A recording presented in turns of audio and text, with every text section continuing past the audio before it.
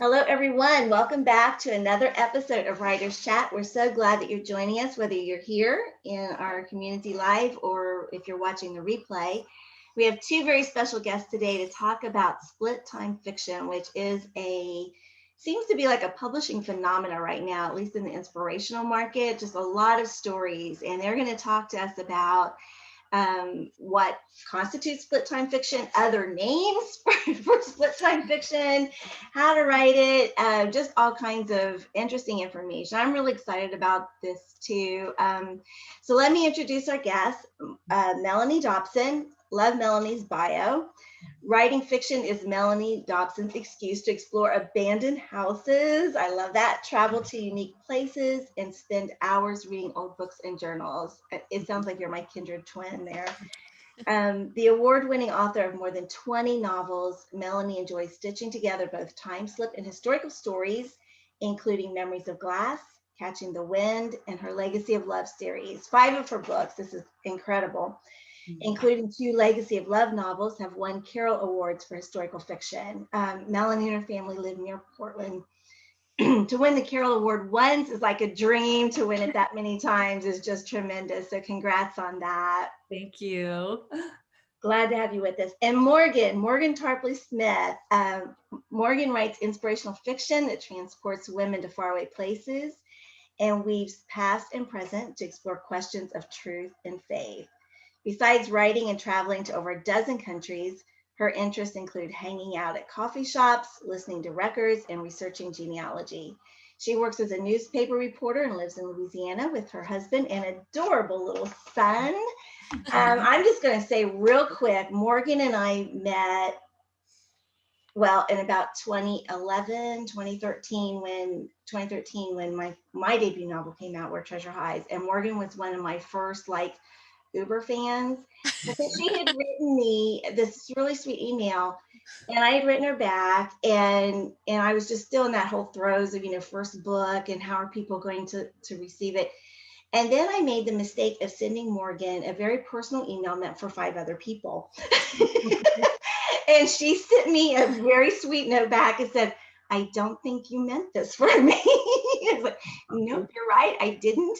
But it was so sweet, and we've been friends ever since. So she has just been such a big support to me, and it's just really fun to. Also, I tried to be a support to her. We read each other's stuff every once in a while, and just to have her here and to see her journey, and then to have Melanie, who I've not had the opportunity to meet, and I'm just very excited to have you here too. So, thank you, ladies. I'm gonna mute myself and turn it over to you.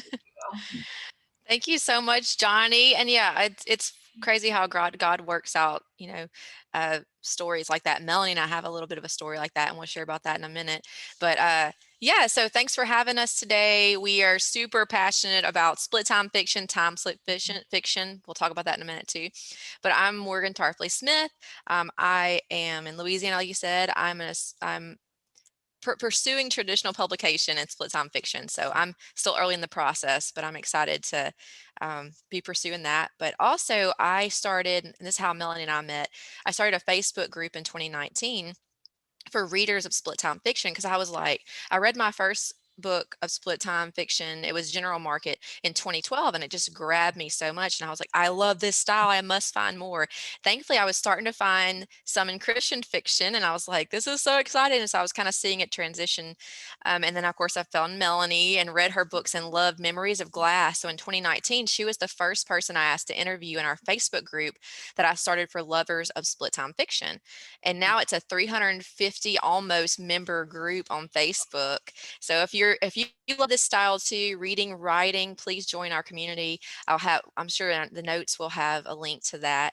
But we're just glad to be here. And I was excited through that interview. Melanie and I connected and met online for the first time. We haven't met in person either, and we're dying to meet. Feels like it, but we haven't. Yeah, I know. It feels like, didn't we meet like 10 years ago? You know how that goes. Johnny, you too. I feel like we've seen each other a million times. But yeah, and so through that connection, people were asking me like, well, how do you write split time? Where are the resources? Who has resources? And Melanie was getting that question, all the time. How do I write this? And all this. And so somehow she was like connected with me and said, would you want to possibly write a book about this? And I was like, I don't feel worthy, or experienced, but I had read dozens and dozens of split time novels. And from a reader and a journalism perspective, because I'm a journalist, I was like, okay, maybe I can bring a little to the table. Yeah, thank you for that nice introduction, Johnny. It's so nice to meet you as well. And to see you, Morgan, is always a treat. I'm from Oregon. I'm Melanie Dobson, like you said, and I've written about 30 books now. 10 of those are what's becoming time slip or split time fiction. I think Morgan's going to talk a little bit more about kind of the difference in names and what people call it. But I do have a copy of our book. It's called A Split in Time: How to Write Dual Timelines, Split Time, and Time Slip Fiction. And we just had so much fun, especially in 2020 when I was supposed to be teaching at writers' conferences and talking about this. And of course, it all just kind of went away last year. And so being able to collaborate with Morgan, and we call it a mini workshop in our book because we're able to go through, and it's just been such a blessing for me to be able to see, new writers being able to read the book and learn how to write in this new genre or growing genre. And then writers who've been writing for many years who've decided to step into time slip fiction and start writing that. So we get both sides of writers, and it's been really, really fun to see that. So fun to partner with Morgan, and also was able to start a website just called timeslipfiction.com for those who are also passionate about this genre, because you can't really go online and like search for split time or time slip fiction. It's harder to find it that way. And so we just started cataloging all the different novels out there that are in this new genre. So readers who like it can read it, and hopefully this genre will keep on growing. And we'll talk more about resources at the end of our talks. We definitely want to, those who are interested in writing this for the first time, or maybe have already been kind of delving into it, will have resources at your fingertips outside of our book as well. So I guess the first thing to talk about, what exactly is split time fiction, and what do you call it? That's been a really funny topic in my Facebook group when it first started almost 2 years ago, and they were like, is it this, is it this, is this? And I'm like, well, it's all of this. So some people call it split time. Some people call it time slip. I know Tyndale, Melanie publishes a lot through, call it time slip. Um, we have dual timeline, which is just two timelines, but you can have multiple timelines. We have hybrid, parallel timeline, time jump. I've heard that one. Multi-timeline, and that I think gives it a little bit of just uniqueness, because we're not really sure. Everybody can kind of put their own little spin on it, just like the writing style as well. In Publishers Weekly, in an article, Karen Watson with Tyndale House said, there seems to be an ongoing interest in storytelling that bridges or twists traditional concepts of time and history. Rather than just straight linear historical fiction, we see a lot of novels that bridge two periods of time, what we call time slip stories. And while there is no official name, Melanie and I like to either refer to it as split time or time slip. This idea of weaving together two or more stories as readers, not the characters per se, because this is not time travel, that the readers slip through time as it transitions, the chapters transition. But the real point is, it doesn't really matter what we call this. The important thing is that readers continue to be swept away by these stories that transport us seamlessly across time. That is, the magic of this style, and why a lot of people have gravitated to it. I know I have, Melanie has, even before it was, Melanie will talk about this in a minute, I'm sure, but even before it was really a genre, especially in Christian fiction, inspirational fiction, that it just grabbed us right away when we read that first style or that idea came to us. And then another feature of these novels is what we call a contemporary storyline and historical. But the interesting thing is, it's not just past and present, because we're seeing more and more novels that have two historical timelines. Kathy Goki's book, Secret She Kept, it's actually two historical timelines. One's in like the 1930s and 40s, and one I believe is 1960s. And so it's really interesting that each author is putting their own spin on it. And when I read a new split time author, which they're popping up all the time, which is, awesome. I'm interested to know how they actually do it. I'm like studying it, picking it apart in a good way. Cause I'm like, how are they doing their transitions? Do they have 3 timelines or 2 timelines? Is it both historical? And actually, Aaron Bartell's, I'm trying to see the title. I have it here. The Words Between Us. Sorry, I didn't want to get it wrong. Aaron Bartell's book actually is 2 what we call contemporary timelines in a way, because it's 20 years apart. It was same character, and it was looking back 20 years in her past. And so that is also a newer style of time slip, which would be, we'd think 2 contemporary timelines, but it's really the older one would still be, quote, historical in our minds. So anyway, we break all this down in our book because it does get really confusing when you start breaking down like the timelines and how many to have. And so we go into that in more detail to try to help people figuring out what would best work for their story idea. Let's see. And then I wanted to read a few quotes, because we actually, a really interesting part of our book that we're really proud about and thankful for is we've had quite a few actual split time authors we interviewed them for our book, and that's a special section. But I wanted to read a few of the answers for what are the reasons you may want to write in this style. And this is what we were asked.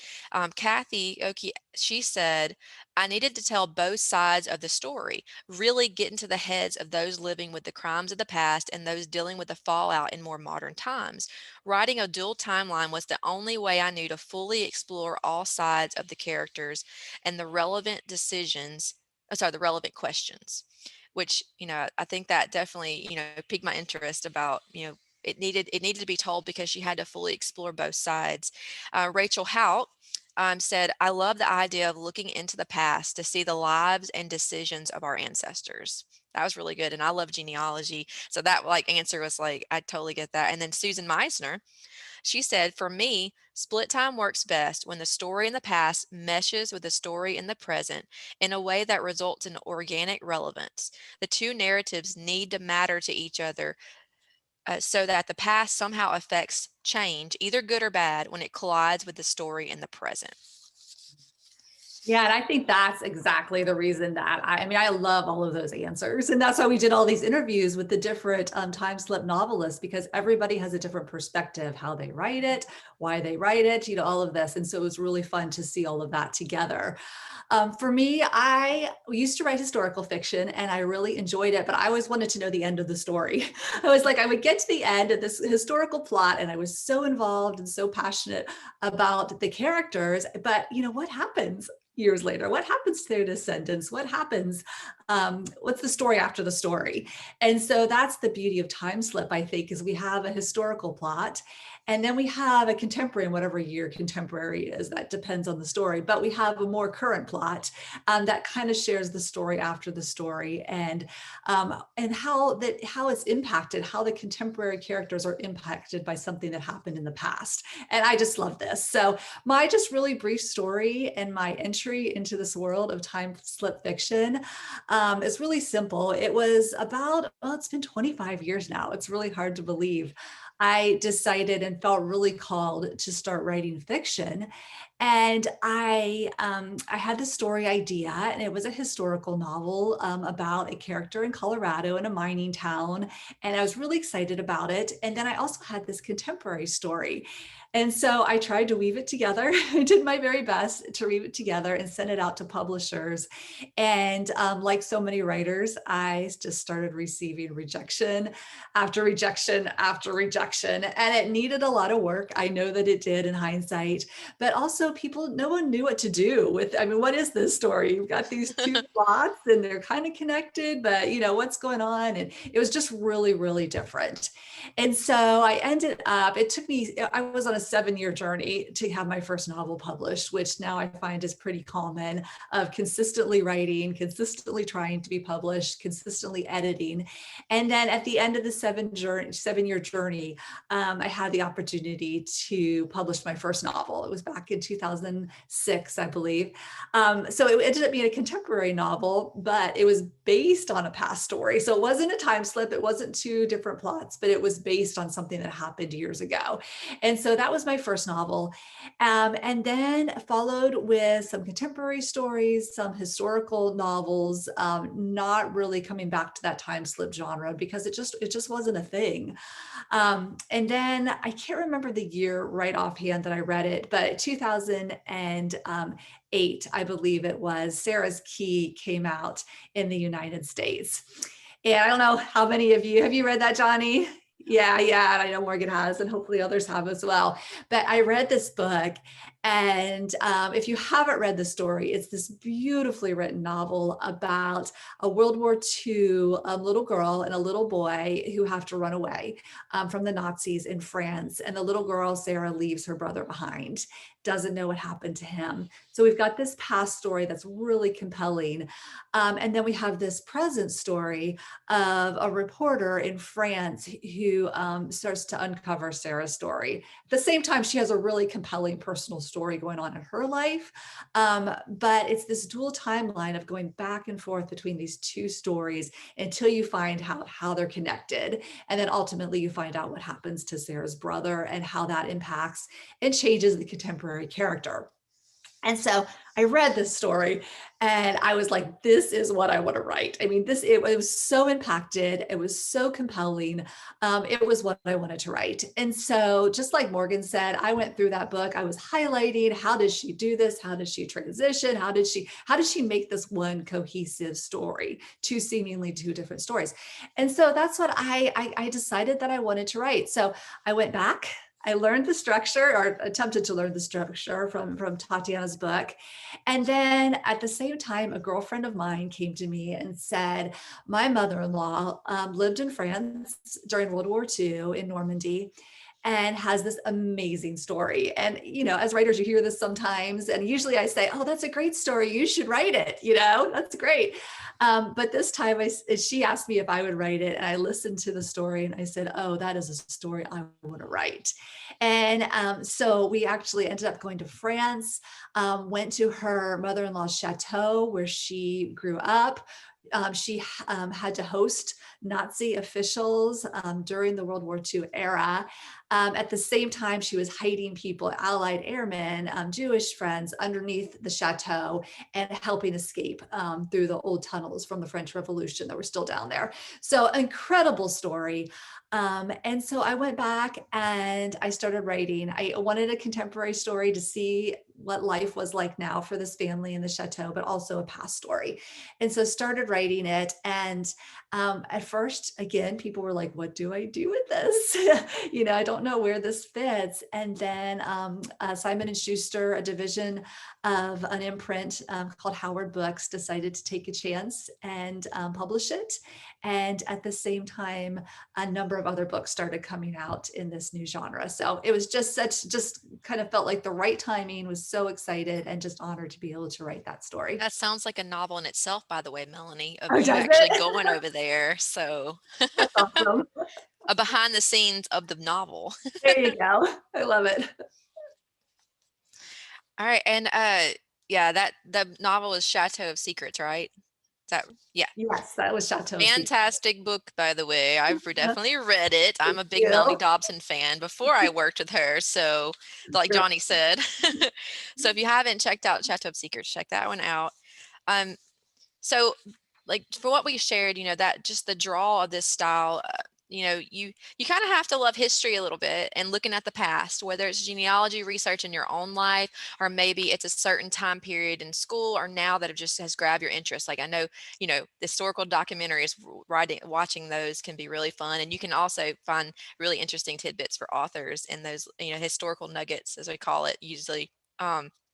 And for me, I know it's perhaps that feeling of not losing our connection to our own ancestral past or that of our country and world in general. And it's just captivating when that marries together in a way. And one of the things though that is the same when you're writing fiction is your characters in both timelines or all timelines, they do have to have conflict. They have to have a character arc in both the contemporary and the historical, which can be hard to do because you're usually, if you're just doing a historical or contemporary, you have that one character arc that you're building, that main character and that main plot.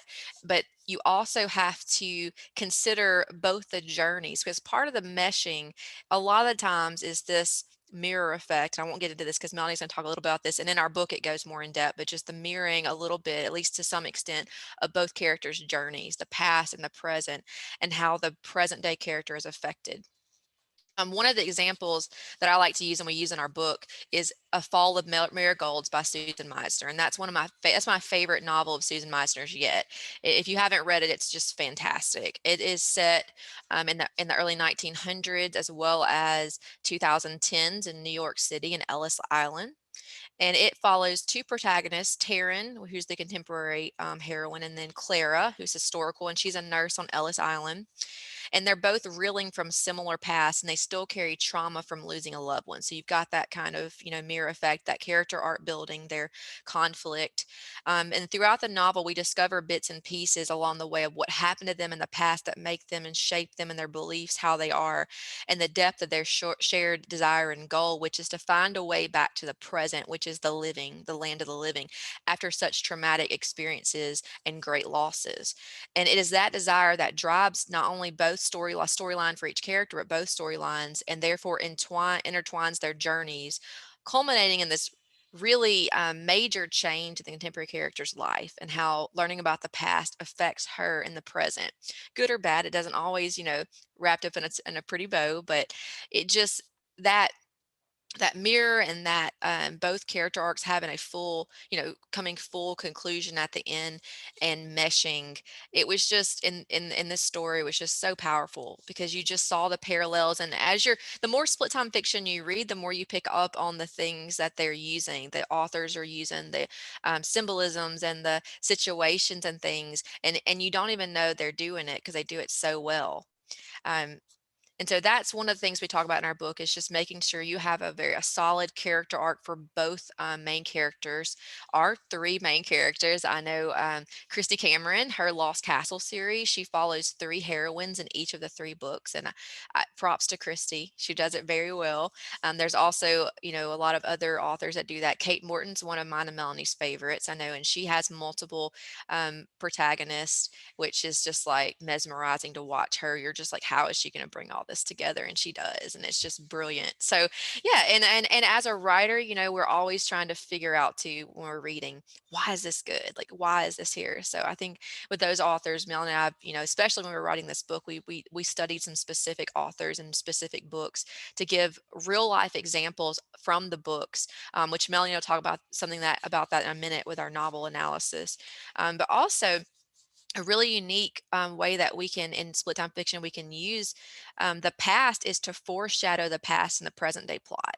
Because as your present day, your contemporary heroine is doing whatever she's doing, maybe she's solving a mystery, maybe she's on an assignment as a reporter, maybe something has literally dropped in her lap and she's just trying to deal with it, and from that grows this story. They're going to be little bits revealed, but there's parts of history the reader may know about, especially World War II. We're very aware of World War II. It's a very popular um, era in this genre, and we already know how World War II ends. We know it does not end well for the Nazis, thankfully. And so it's interesting too, that racks up the tension, like, oh my gosh, the character's she's about to go there. What day is it? Oh, it's June 6th. You're just like, oh my gosh. So that's a really interesting part too, is you're seeing as the reader, you're seeing the historical play out in a way on a timeline that you know a little bit about. At least you may be researching too, if you get into that. And then as the present day character, she has her knowledge as well, whether it's limited or vast. And so it's just interesting from that perspective, because when we're reading historical fiction, we may be doing that as the reader, but we don't actually see a present day person grappling with that as well. We may be grappling with it. So I think that part of split time fiction is just really, really interesting and adds a whole nother layer to the reading experience. And one example of that is Heidi Chevrolet, her book Freedom's Ring, which is a fantastic book.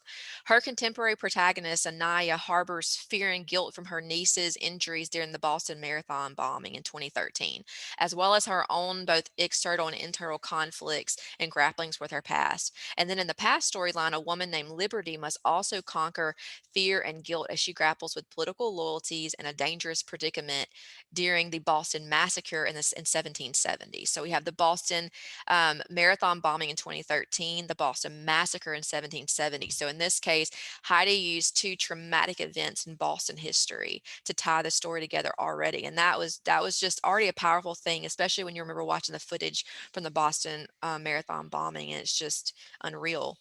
And these two women, separated by centuries, must learn to face their fears. And when they feel they must be strong, they learn that sometimes true strength is found in surrender.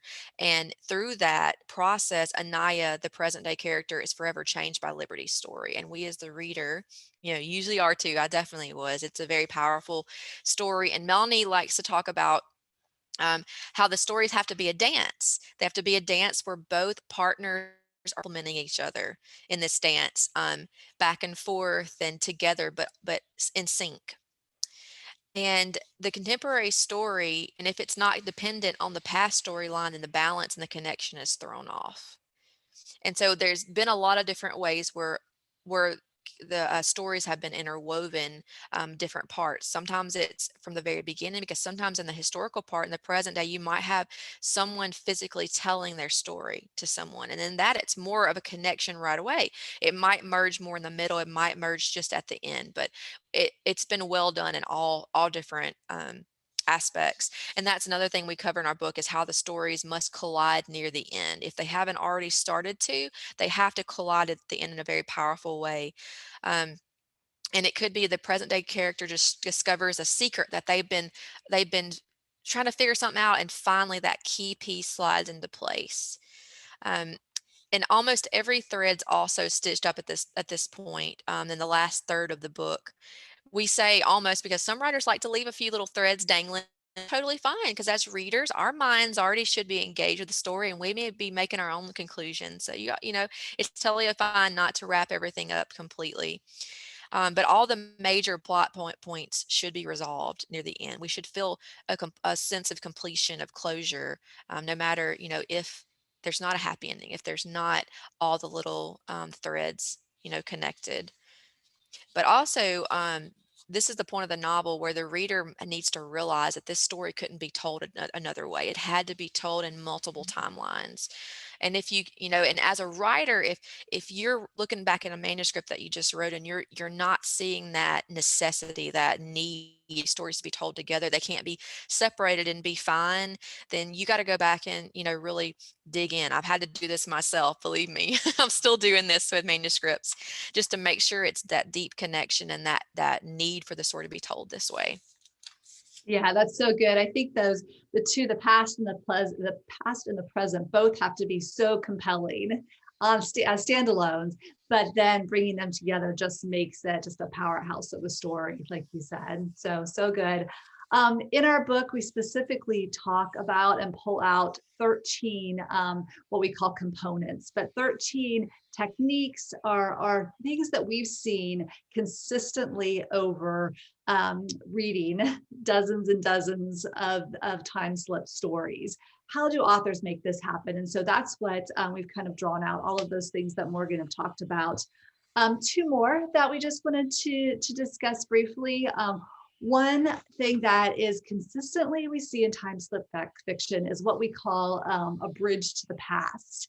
And this is just simply a token or a symbol or something that the author uses in the past and in the present to bring the stories together. Something physical, something tangible, like Freedom's ring, right? Heidi did the ring in that story. She did a beautiful job with that.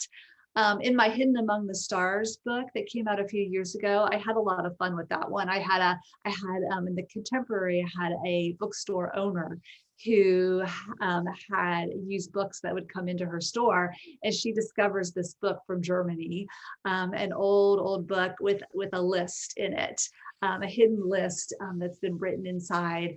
And so this book just takes her right back to the past and the past character who has this book during World War II and what she's recording in that story. And so it's a book, it's a diary, it's a quilt, it's something physical that bridges the two generations, the two different plot lines, as well as something we call another technique we call passing the baton. And in this technique, and this is kind of a fun one, I really enjoy writing this one in particular, because it's when you have a past plot and you're trying to seamlessly, and that's a real challenge with time slip authors, is be able to take readers on a journey, transport them between the past and the present without it seeming jarring, right? Without them being like, oh, okay, here I am in the present. Oh, here I'm in the past. Like, how do you do that smoothly without taking the reader out of the story, which is what we don't want to do as readers. We want to keep readers immersed in our books.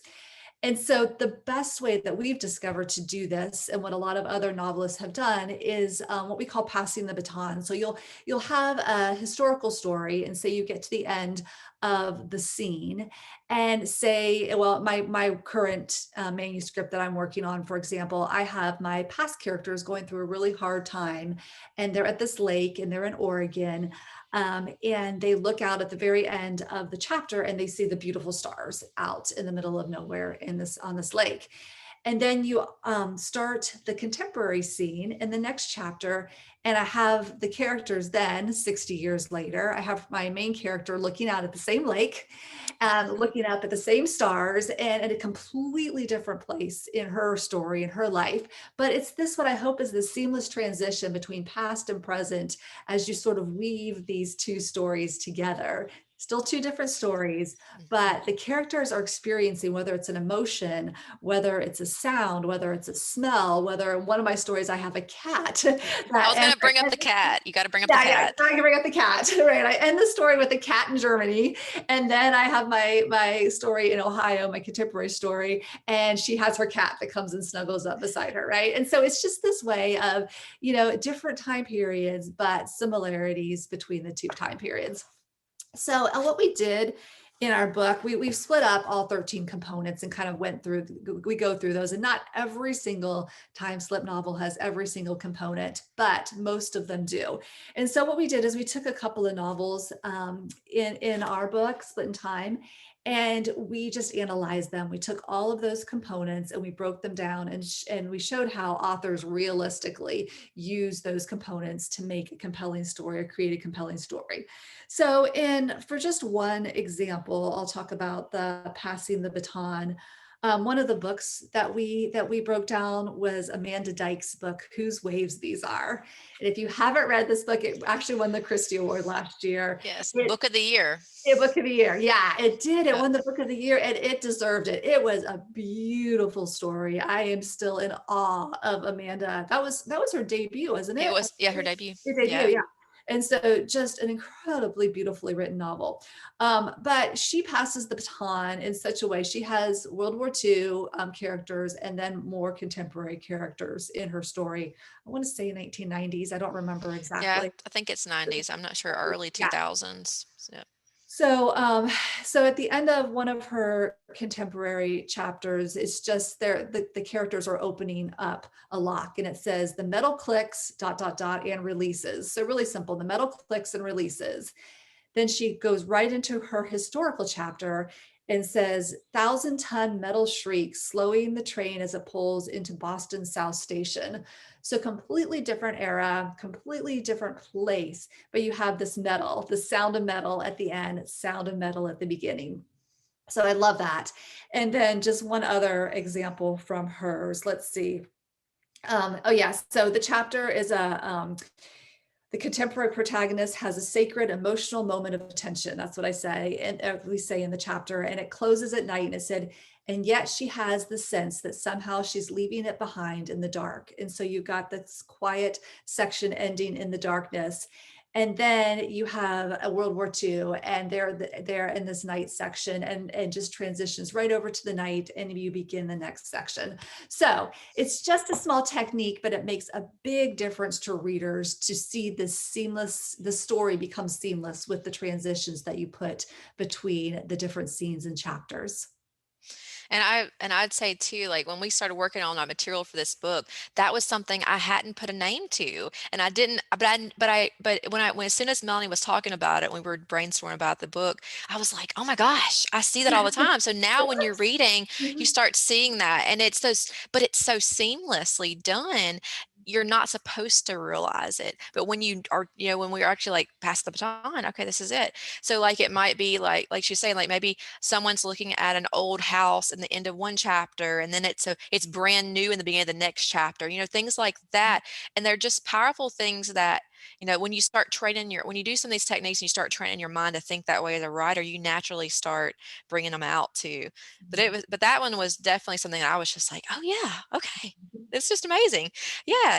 And so, yeah, we have 13 components. We break them down. We also wanted to keep this book as simplistic as possible, because it can get really overwhelming if you've read lots of writing books and stuff. We're not trying to teach fiction writing. There's plenty of great books for that. We actually have some recommended reads in the book. We list in the back in the resources section. But with this, we wanted to keep it simple, straightforward, and we wanted to write something that we wish we would have had back years ago to help us on this journey.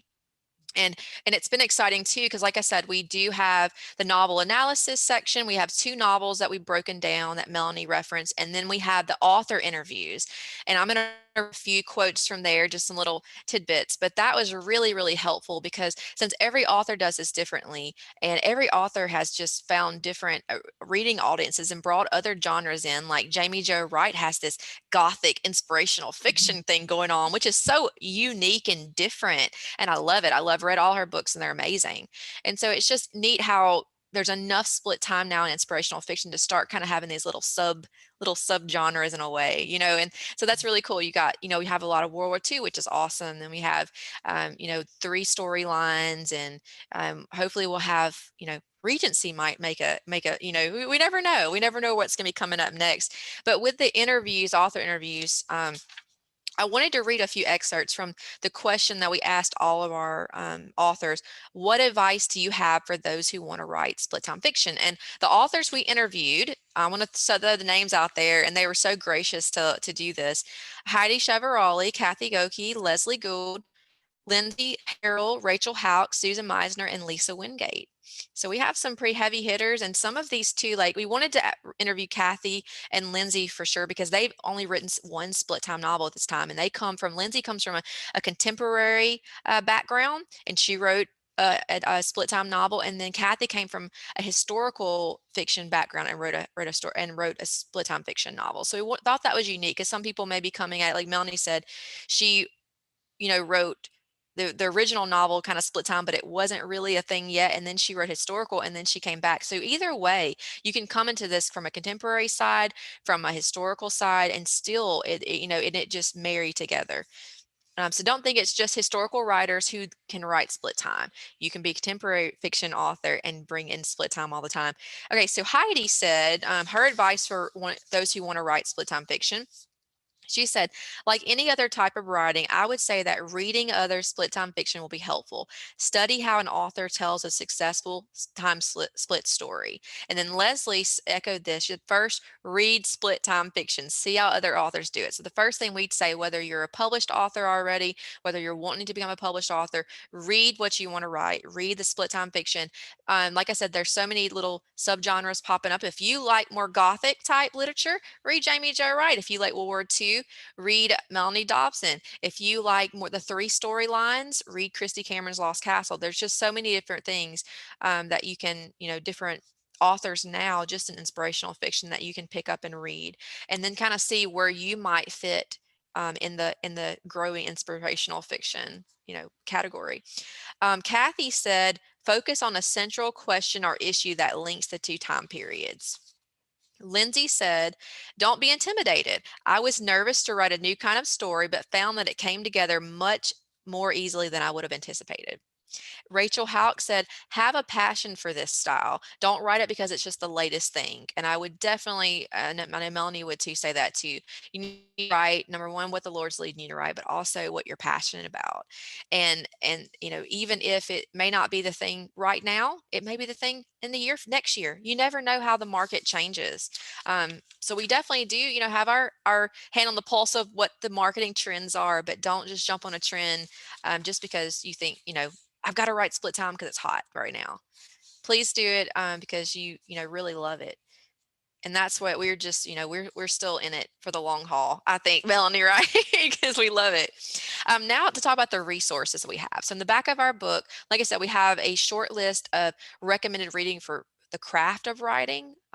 So we have a list of that. We also have podcasts that we'd recommend to listen to, but then our own resources, Melanie's website, timeslipfiction.com, is just a place to go. And you have it broken up by era. Is it by historical era as well? By author and historical era. There's different Author. ways you can look into it. Yeah. Awesome. Yeah, and then I have the same type of thing on Goodreads. I actually started a companion Goodreads group to my Facebook group, and this is called Split Time Fiction That Travels, and it's ever growing. We're always adding new books to it. It's general market and it's inspirational fiction, all clean reads. I have a unique rating system in my Facebook group as well for if it's how clean it is. Some people want a super squeaky clean. Some people might have a little more, like close the bedroom door. We hear no details kind of thing, nothing. So we have a rating system that kind of goes with that, where when you're picking up a book, what people in the group have rated it, and we do that as well in the Goodreads group. So all the titles are separated by historical era, by even historical event, wars. I have it by different wars, different countries, if it's Christian or if it's general market. So if you're wanting to find some novels that would fit what you like to read, whether it's World War II fiction or to read 1800s England, if you want to just read English, fiction set in England, we have that broken down in the Goodreads group. Just trying to find a way to bring more readers into the books that they like. And also, it's really neat to start seeing like, oh, there's this many books written about the Amish. Like, we actually have Amish split time fiction, by the way, guys. That blew my mind. Leslie Gould, her second novel came out, and it's Amish, and it's a trilogy. I believe it's a trilogy, and it's split time fiction. So that's exciting. We have an Amish category in our Goodreads group.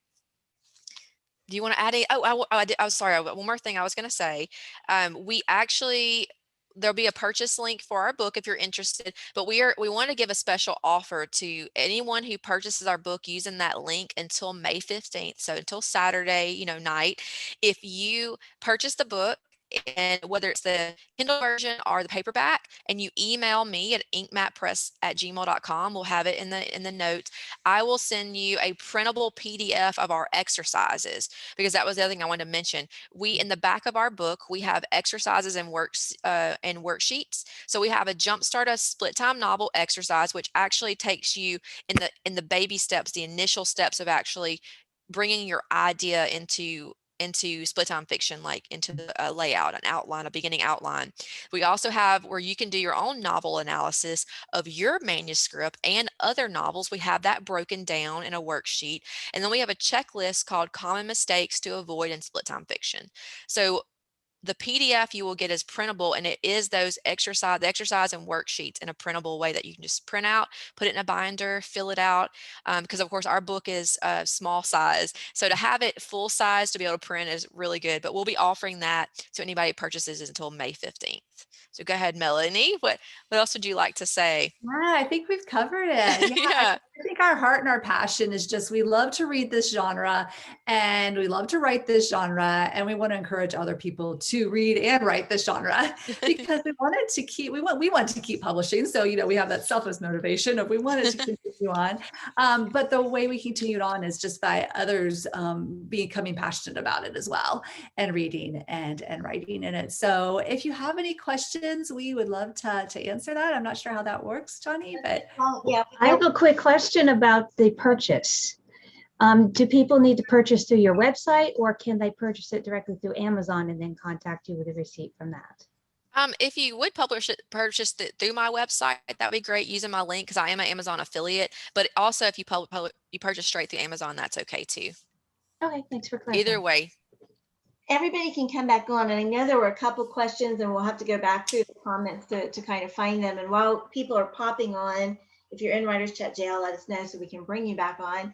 I was going to ask about cliches and tropes, because we know all genres have tropes, right? And it seems like with Split Time, it is a lot of letters and diaries and journals.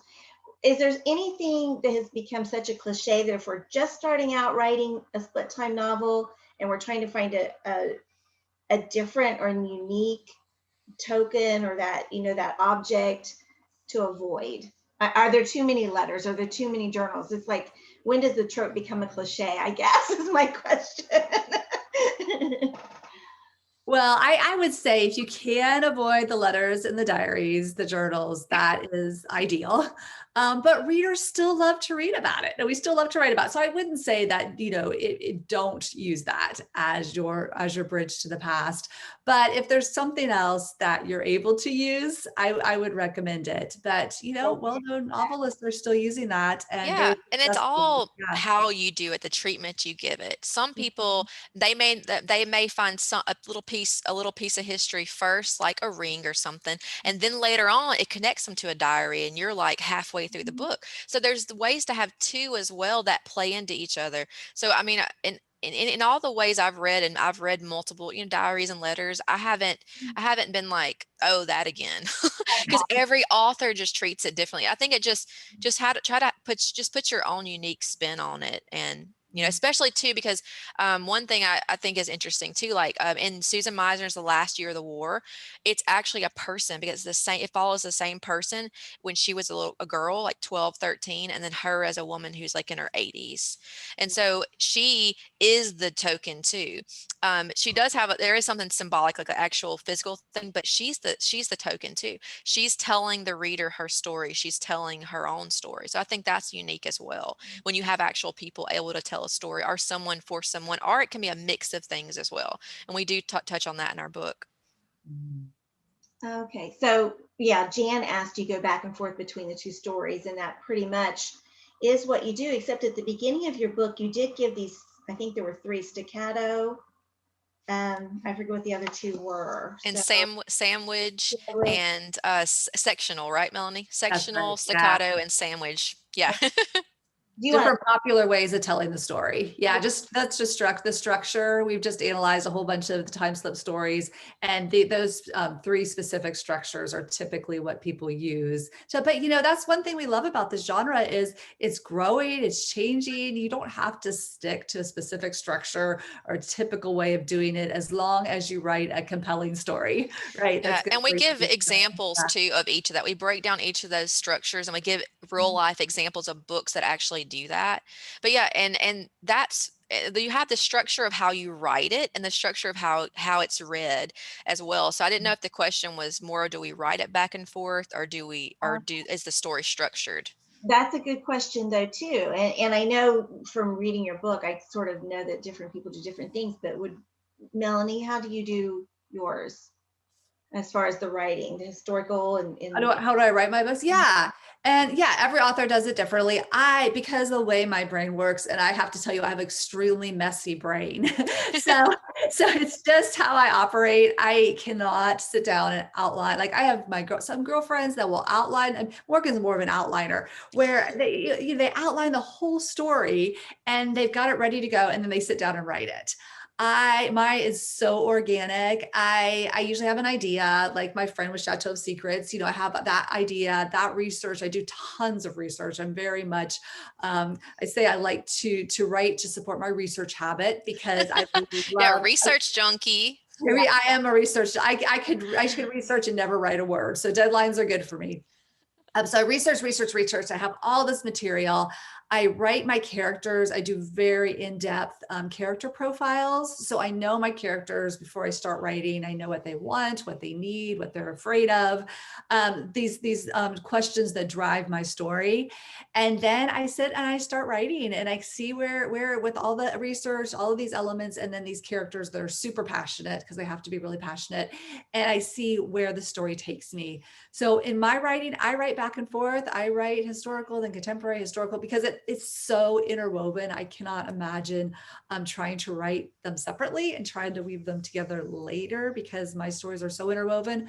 But I have friends that will write all the historical, then they write all the contemporary, they come back and they weave it together. And so, and it works. So everybody's process is a little bit different. Well, and that's one thing we do talk about. I think Leslie's one of those that has written it like one storyline. Like usually you're going to write the historical storyline first and weave in the present, because the historical storyline is essentially a read along novella if you think about it. But the present day has to be woven, where if you just read the present day storyline, the contemporary storyline, it would make sense because you wouldn't have the historical with it. And so I started out writing back and forth, and my brain was just like, oh my gosh. Because then when you start editing, when you do heavy revision, when you're learning, you have to go back and mix things. If you have those batons, you can't mess with those batons up. Yeah. So I would say if you're kind of where you start writing and you can't do back and forth, try writing just the historical straight, just like you would a novella. It's like a short, it's like a 50,000 word, novella roughly, and then go back and weave it in. So, and some people, it depends on how you want to start your story. And we talk about this in our book more. Do you want to start with historical? Do you want to start with contemporary? Do you want to do a prologue of historical and then get into contemporary? So you might just write the beginning, the first 3 to 4 chapters that might be contemporary. There might be a prologue historical, and then you just write historical after that. But like Melanie said, I think the big thing is knowing your characters, knowing what the characters are also having a little bit of an idea how they're going to intersect from building those characters. And maybe they have a similar past, a traumatic past. Maybe it's something, their jobs are the same, just some loose idea of how they're going to be connected. Yeah. And I think as writers, we often hear, don't write a lot of backstory in your novels, right? You have to go back and you have to edit out all the backstory. The beauty of being a time slip novelist is that you have 40 or 50,000 words of backstory, really, because that's what your past story is. It's your backstory. And so if that's the best way for you to write it is to write your backstory first, then by all means, whatever works. But yeah, I was the writer when I was writing my contemporary, even my historical, where I was always having lots of backstory. So time slip is perfect for me because I just took all that backstory and I turned it into front story and made it a historical plot. Well, that's great. That's great. So Leslie asked about making sure to only include the parts that connect the two timelines together. And I'm not sure what we were talking about when you asked that, Leslie. So I'm not quite sure what the question is, but yeah, you want to make sure those timelines are connected, like we've talked about. So if you still have a question about that. And there's not a magic merge moment. That's what I was trying to show you. See, there's not a magic merge moment where at the 3/4 mark, it has to merge by this point. Sometimes it's going to merge a little bit along because the character, if they're a reporter and they're finding bits of information, you're literally merging a story by little bits of information. They may find a ring in chapter 1. They may find a diary in chapter 20. There's not a magic moment. So the beauty of this style too is where some genres do have specific structure, like romantic fiction. There's a very specific structure of male, female, back and forth kind of thing. In this sense, there's really not. It's the structure of a good story combined, but there's not like a magical do this formula and it's going to work out. That's why we tried to give so many examples in our book, because every writer's going to approach this completely differently. Yeah. And it's okay. It's totally okay. Well, I love it. And this has been great. Does anyone on here have any questions or comments? Who's all excited about writing split time fiction? We're so glad to be here. Thank you for having us, Writer's Chat. Or who's reading it, even if you're not sure about writing it, reading it. Yeah. Please, yeah, read, please. I feel like someone said this. I've got all these books now to read, and I kind of feel the same way. I mean, I was reading their book yesterday to get ready for today, and in the book, Melanie quotes the first line, I think, of Memories of Glass. And I read that first line, and it's like, oh, no wonder she is a 5-time Carol Award. That book is amazing, guys. If you haven't read Memories of Glass, you got to read it. It's my favorite Melanie Dobson to date. So. Oh my goodness. I mean, that first line was just genius. And it's like, oh my goodness. Wow. Okay. The ending will just slam you against the wall. Like, wow. So I'm just. Yeah. She didn't pay me to say that. I just seriously, it is an amazing book. Oh, thank That's you. what, well, I read it before we even connected. That's why we connected, because I loved it so much. And I said, I want Melanie Dobson to be our first interview. You think she'll do it? We have like 100 group members and I don't know her.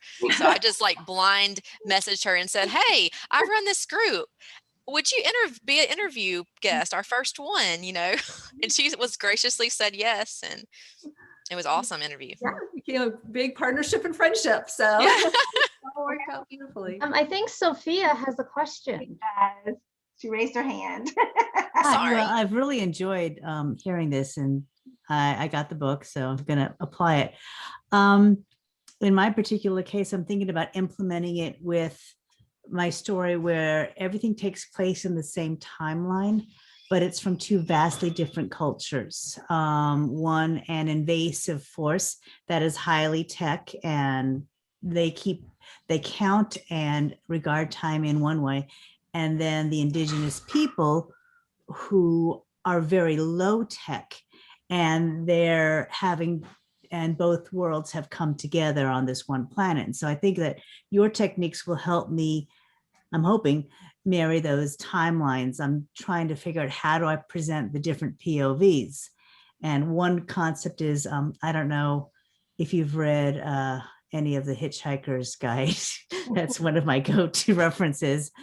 But they had a little blip on the beginning of each chapter that seemed completely random. But every bit of information in that little joke statement actually was part of the plot later. Oh, okay. Wow. So I think I'm thinking about keeping a journal, like a captain's log kind of concept of the invaders in the beginning, just not even explaining it. But as we go on, we'll see how that looks like and unveils for the people who have been taken over. So. Well, and this genre is so experimental. Yours could end up being a new subgenre in this. We're not sure, and that is different. I will throw this out there. We say it's not time travel. However, I just read a book where it's completely separate storylines, but one character time travels and one doesn't, but it's still separated and it's different times. So technically that would be split time with time travel, because the problem is when someone just goes into the past and we're still following that person, that's not time split because it's not separate. But in that case, the author, because I always tell my group, they say, is it time travel? And I was like, it's not technically time travel. However, if there's a book out there that does this, it could be. And the book I read, I was like, oh, okay, this is still split time and it's time travel involved. Wow. So that's the beauty of the style, is it's just, we hope it keeps growing and going different ways, like a sci-fi. Yeah, sci-fi and fantasy. Let's have some split time there. I don't know. That's interesting. I think, Sophia, I think that is a great concept with the journal that you have. I think that's really brilliant to bring that together. I think some of ours, even though your story isn't necessarily time slip because it sounds like it's the same time zone, I think these techniques will still work with it, because what you're trying to find, I think, are similarities between two very different cultures. And so whether that's the bridge, whether that's the baton of similar things that's passing back and forth between the two chapters, the two scenes, I think you can, the techniques I think will still apply, even though it's the same time, just slipping back and forth between two cultures. I mean, I think one example might be where where the invading force, who don't consider the indigenous people to be on their same level because they lack culture, because they are, as you guys have all heard, amphibians. And so they consider them to be subhuman. And so when they describe their method of acquiring resources, because they're going to use this planet to help continue their own race, they have very technical and very sterile concepts of these other people. I'm thinking about enriching the POV of the antagonists, to have them move from seeing them as subhuman to maybe one of them actually realizing that their methods of experimentation and capture might not be as ethical as they thought, because these are truly human beings, or not human, but I call them, what is it? Aqua sapiens. Another species with worth, essentially. Yes. Yeah, and I think like Melanie said, yeah, if it's the same time period, it wouldn't necessarily be split time. But like she said, the baton and being able to show that this culture is not so different than the other. There's things that connect them, just like historical and contemporary. You want to show that a character in 1940 and in 2000 or 2020 or 2021 still have similarities, like the things that make us tick, the things that hurt us, the things that we're dealing with the past. That kind of bridge, in really in fiction in general, you got to have those connections between characters, just like in a romance between the heroine and the hero, and back and forth. You have those separate quote storylines, but they're on the same time period. You got to have those marrying and playing off. Maybe the hero has this tick, which is that opposite of the heroine. So it's just, you can play off your cultures. Definitely, I think. Good luck. All right, well, it's getting close to the top of the hour, so let's tell you about next week. We're going to have Wendy Harris here. She's going to be talking about writing the personal essay. So that's going to be just a whole different kind of writing than what we did today, for sure. And yeah, like we always say, you use fictional techniques in writing nonfiction all the time. So it's, they all kind of go together. This was wonderful. We invite everyone to stay for the after party. If you're watching the replay, you're invited to join us any Tuesday morning, 11 o'clock Eastern, 10 o'clock Central, so that you can be here with the community. You can also join our Facebook group, Writers Chat. Just look up Writers Chat members, or check out our past episodes on either Writers Chat members or the Writers Chat Facebook page. So until next week, bye everybody. Thank you. Thank you so much. Bye. Bye.